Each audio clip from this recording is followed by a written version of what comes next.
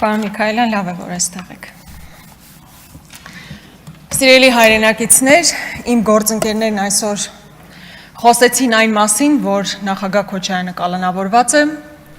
նրա որդին կալանավորված է, եւ այսպես մասշտաբային հերթական քաղաքական տերորն է իրականացվում, այս անգամ արդեն Հայաստան Դաշնքի առաջնորդի եւ նրա ընտանիքի անդամների նկատմամբ։ Եվ այդ ֆոնին Սասուն Միքայելյանը գալիս է ամբիոնին ելույթ է ունենում, իմիջիալից էլ պետք է հասկանալ, թե ինչպես է ելույթ ունենում այն պարագայում, երբ գրանցված չէր, սա շատ հետաքրքիր դրվագ է, սրանից հետո մենք էլ օգտվենք նման հետաքրքիր երևույթներից, բայց ինչևէ դա չի հարցը։ Պարոն Միքայելյան, դուք խոսեցիք հոկտեմբերի 27-ին, միգուցե տեղյակ չեք, բայց ասեմ, որ նախագահ Քոչարյանը այս պահին կալանավորված չէ հոկտեմբեր 27-ի իրադարձությունների համար։ Ես վստահ եմ, որ դուք դրա մասին պետք է իմանայիք, բայց եկել եք այստեղ մի ամբողջ նարատիվներ եք կառուցում մեր երկրում տեղի ունեցած ողբերգությունները նկարագրելով, այո, դա մեր պատմության ամենասև էջերից մեկն է, մեծագույն ողբերգություն է տեղի ունեցել, եւ դա հիմա, որ եկել նկարագրում եք, այդ շղթան բերում եք հասցնում որտեղ։ Դուք հասկանում եք, պարոն Միքայելյան, մի ընդհատեք, պարոն Միքայելյան, մի ընդհատեք։ 8 տարի իշխանության եղած մարդիկ նման հարցադրումներով չեն խոսում, պատասխաններով են խոսում, ոչ թե հարցադրումներով։ Դուք եկել եք ում եք ինչ հարցնում։ Պարոն Անդրանիկ Քոչարյանն էլ ինձ ընդմիջման ժամանակ ասում է, որտեղ է այն ձայնագրությունը, պարոն Քոչարյան, ասում է Աննա, որտեղ է այս ձայնագրությունը, պարոն Քոչարյան։ Իմ ազգանունը Գրիգորյանն է, Վարդապետյան չի։ 8 տարի հնարավորություն ունեցել եք Վարդապետյան Աննային հարցեր տալու, պատասխան ստացել եք, որ պատասխան չեք ստացել, եկել եք ինչ հարցադրումներ եք այստեղ հնչեցնում։ Ես վստահ եմ, որ դուք պետք է կարևորեք ձեր կարգավիճակը, ձեր համապատասխան հանձնաժողովի ղեկավար լինելու հանգամանքը, բայց լավ, դա էլ երկրորդական։ Պարոն Միքայելյան, ինչպես ասեցի, իսկապես մեր պատմության ամենասև էջերից մեկն է եղել։ Եվ հոկտեմբերի 27-ից հետո նախագահ Քոչարյանի առաջարկով վարչապետ է նշանակում, ես խնդրում եմ ապահովել լռությունը։ Հոկտեմբերի 27-ից հետո վարչապետ է նշանակվում նախագահ Քոչարյանի առաջարկով Արամ Սարգսյանը։ Պատահական մարդ չէր Արամ Սարգսյանը, Վազգեն Սարգսյանի եղբայրն էր։ Եվ դա ինչ նպատակ ուներ։ Քաղաքական ժեստ էր, որպեսզի այն մարդը, ով ամենաշատը պետք է հետաքրքրված լիներ նման ողբերգության բացահայտմամբ, իրականում տեղ չթողներ կասկածի, որ կբացահայտվի։ Այն ժամանակ դատախազով է նշանակվում, Գագիկ Ջահանգիրյանը, այդ հարցադրումները ինձ տալու փոխարեն Գագիկ Ջահանգիրյանին տվեք, Բորիս Նազարյանին տվեք, ընդհանուր առմամբ ողբերգությունից հետո կարևորագույն պաշտոններին նշանակվում են մարդիկ, ովքեր ոչ թե Ռոբերտ Քոչարյանի մարդիկ էին, ովքեր պետքա պարտակեին, այլ մարդիկ էին, ովքեր ուղիղ հետաքրքրվածություն ունեին ողբերգության բացահայտման մեջ, եւ եղավ այն ինչ եղավ, Նայիրի Հունանյանն այսօր ԱԱԾ պատվալում է։ Եթե նոր բան կար բացահայտելու, բա ինչ էիք անում այսքան ամբողջ ժամանակահատվածում, ու հիմա գալ մի ամբողջ ելույթ կառուցել, տպավորություն թողնելով, որ հենց այդ ողբերգության համար է հիմա նախագահ Քոչարյանը կալանավորված, չէ, դուք ձեզ համար ուղղակի եզակի այսպես քարտ կլիներ ձեր ձեռքին, եթե դուք կարողանայիք նման այդ առիթով ինչ-որ բան գտնեիք, որ նախագահ Քոչարյանին կալանավորեք, այդպես չի։ Ձեր անմիջական մտերիմ մարդիկ նշանակվել են ամենապատասխանատու պաշտոններին,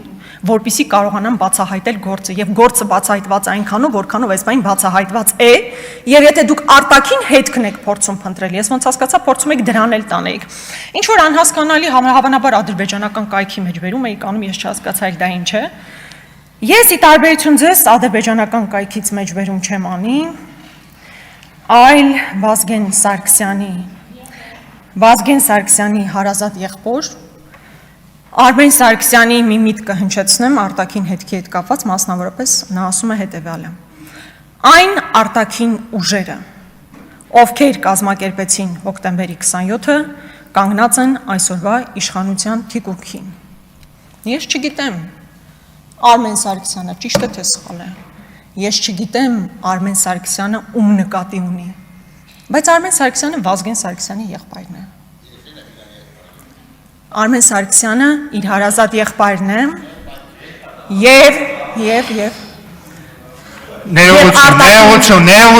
Ներողություն, հարգելի գործընկերներ, մի միջամտեք։ Էդգար Ղազարյանն էլ երկրորդ նախազգուշացումը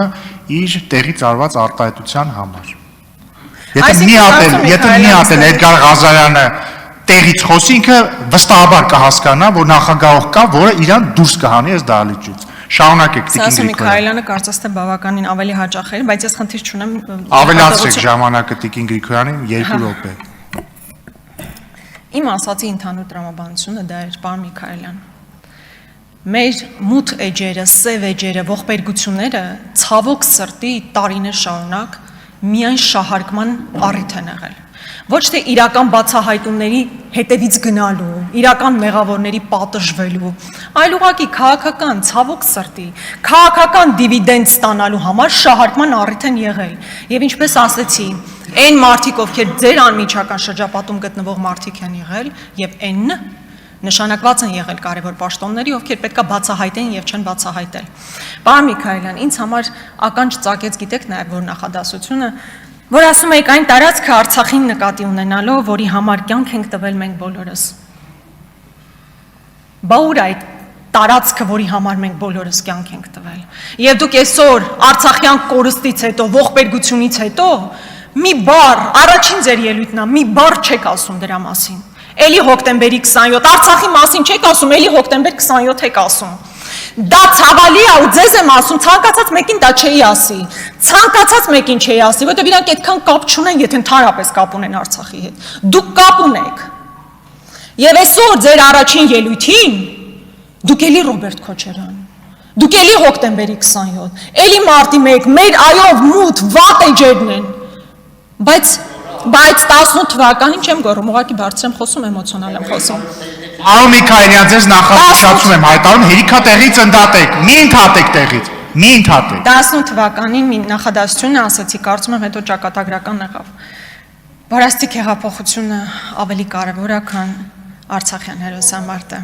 Նույն կոնտեքստը դա եղել կներեք, եթե բառացի չեմ աճվել։ Դուք էլ մեր ցուցակում եք այդ ժամանակ, կարող եք ձեր դժգոհության ձայնը բարձրացնել, բայց մի ընդհատեք, պարոն Միքայելյան, ես էլ չպիտի ընդհատեմ։ Շարունակեք Տիկին Գրիգորյան, ավելացրեք Տիկին Գրիգորյանի ժամանակը 2 րոպեով։ Ես առաջարկում եմ դուք ինքներդ ձեզ նկատողություն անեք։ Ես արդեն ձեր առաջարկն ուշացած է, ես արդեն արեցի։ Շարունակեք ձեր ելույթը։ Ես այդ իմիջելուց այդ նախադասությունը, որ ասում եք, ես ուզում եմ հասկանալ, քանի տարի պետք է անցնի, որ անդադ է 18 թվականի մեր ցուցակում է։ Հասկանում եք ինչքան էժան է դա արդեն հնչում։ Ես խոսում եմ նրա մասին, որ հայտարարություն ա եղել, որ Արցախյան հերոսամարտը ավելի կարևոր է, քան հեղափոխությունը ավելի կարևոր է, քան Արցախյան հերոսամարտը։ Դրան իբր հակառակումենտ ասում է 18 թվականի մեր ցուցակ։ Լավ, հոգնեցինք, զզվեցինք իսկականից այդ հայտարարություններից։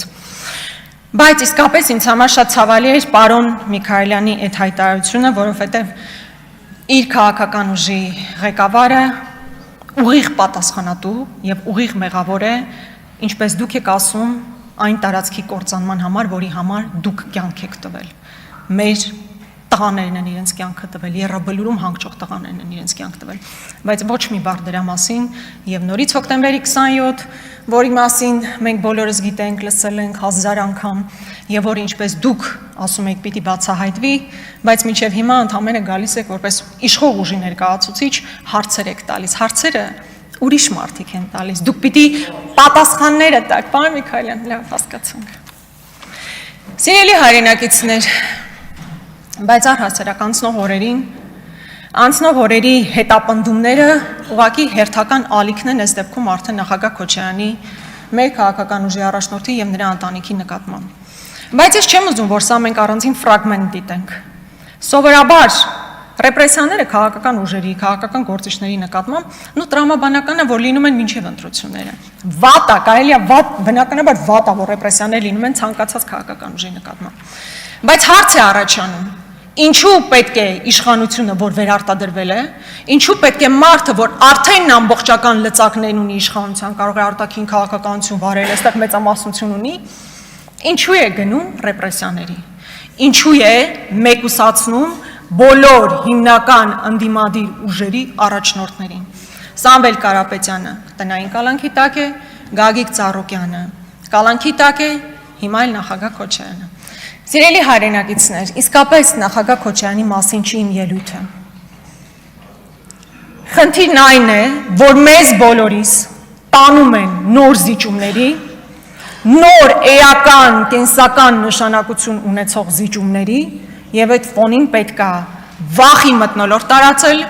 մեկուսացնել հիմնական քաղաքական ընդդիմադիրներին, որպեսզի կարողանան իրենց համար դրված խնդիրը, իսկ իրենց արժև ով է դրել այդ խնդիրը, բնականաբար Իլհամ Ալիևը, այդ խնդիրները պետք է լուծեն։ Եվ խնդիրների հիմքը մի նախադասություն էր, մի հայտարարություն էր նաև Նիկոլ Փաշինյանի, որ հնչեց նախընտրական շրջանում, իմիջիայլոց իմ առաջին հարցադրումը Ռուբեն Ռուբինյանին հենց դրա մասին էր։ Նիկոլ Փաշինյանի հայտնի են հայտարարությունը, որ եթե մենք չստանանք սահմանադրական մեծամասնություն, լինելու է պատերազմ։ Սիրելի հայրենակիցներ, միայն նպատակն այն չէր, որ վախի մթնոլորտ տարածվեր, չնայած դա էական նշանակություն է ունեցել ձայների հետագա արտացոլման վրա։ Խնդիրն այն է, որ սահմանադրական մեծամասնություն ստանալու նպատակը սահմանադրության փոփոխությունն է, որը ժողովուրդը կրկնում եմ նորից ձեզ չի վստահել սահմանադրություն փոխելու։ Եվ սահմանադրական փոփոխությունները լինելու են առաջիկա ժամանակահատվածի կարևորագույն անկյունաքարային քաղաքական օրակարգը։ Կրկնում եմ, որին մենք դեմ ենք քվեարկելու, որը մենք ամեն կերպ ցույց ենք տալու, որ չպետք է ընդունենք, որովհետև Հայաստանի Հանրապետությունը ինչքան էլ խնդիրներ ունեցած լինի, երբևէ չպետք է ապրի մի սահմանադրության ներքո, որը ուղիղ Ալիևի պատվերն է եւ ոչ թե ներքին օրակարգով ձևավորված իրականություն։ Եվ սա է խնդիրը, որ այս ամբողջ ռեպրեսիաներն իրականացվում են բացառապես առաջիկա բոլոր փորձությունները, այսպես քիչ թե շատ թեթև անցկացնելու համար։ Կրկնում եմ, նախագահ Քոչարյանը խնդիր չի ունեցել, նաև 18 թվականին կարող էր չգալ, հիմա էլ կարող էր քաղաքական պայքարի մեջ չլինել։ Ինչպես 18 թվականից առաջ շատերը,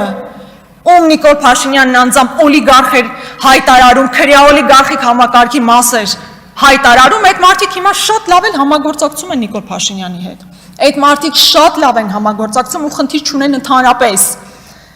Եվ այն մարդիկ, ովքեր համարձակվում են ձայն հանել եկեղեցու հետ կապված, արտաքին զիջումների հետ կապված, նրանք ենթարկվում են քաղաքական հետապնդումների եւ սա ուղղակի փաստ է։ Եվ նաեւ մեր քաղաքացիներին, ովքեր մեր այն հարգելի քաղաքացիներին, ովքեր ամեն դեպքում ձայն են տվել Նիկոլ Փաշինյանին։ Սիրելի հայրենակից, այն հայտարարությունները, որ կխլենք, կտանք, ժողովրդին ենք վերադարձնում։ Ես ուզում եմ ինքներդ ձեր առաջ անկեղծ լինեք։ Եվ ասեք այս 8 տարիների այդ օրակարգով ձեզ դեռևս հրամցնող ուժը ձեզ անձամբ ինչ է վերադարձրել։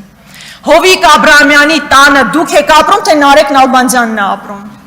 Հեծը, որ հայտարարվում է, որ խլվել է, որպեսզի վերադարձվի ժողովրդին, ինչ ժողովրդին է դա վերադարձվել։ Այո, Ռոմանոս Պետրոսյանը բավականին բարձր աշխատավործով այնտեղ աշխատում է, ԿՊ-ական բոլոր այն անհատները, ովքեր նաև ինչ-որտեղ աշխատանքի խնդիր ունեն, այնտեղ տեղավորված աշխատավարձ են ստանում։ Մուլտի վելնեսը մի օրում դառնում է Երևան վելնես, այդ նույն մարդը, որ աբանիմենտի համար փող էր տալիս, հիմա գնում է, այստեղ է փող տալիս, խլվել է։ Խլվելը նշանակվում են մարդիկ այդ բոլոր բիզնեսներում, որոնք ուղիղ փոխկապակցված են ԿՊ կուսակցության հետ, եւ սա է իրականությունը։ Էլ չեմ ասում, տարիներ շարունակ խոսել եմ Անիֆի մասին 25 միլիարդը կերելու որևէ մեկը դրա համար պատասխանատվության չի։ Ավարտեք։ Քանի որ բավականին խանգարեցին։ Խանգարեցին, դրա համար 4 րոպե ավելացրել եմ, ավարտեք։ Մեծ հաշվով սա էր։ Եվ այս քաղաքական հետապնդումները իսկապես մեզ նոր զիջումների տանելու համար են, որ արվում են, բայց ինչպես մի անգամ արդեն ասել եմ, որևէ մեկ անհատի մեկուսացումը չի բերելու նրան, որ 100 հազարավոր մարդիկ իրենց դիրքորոշումը փոխեն։ Շնորհակալություն։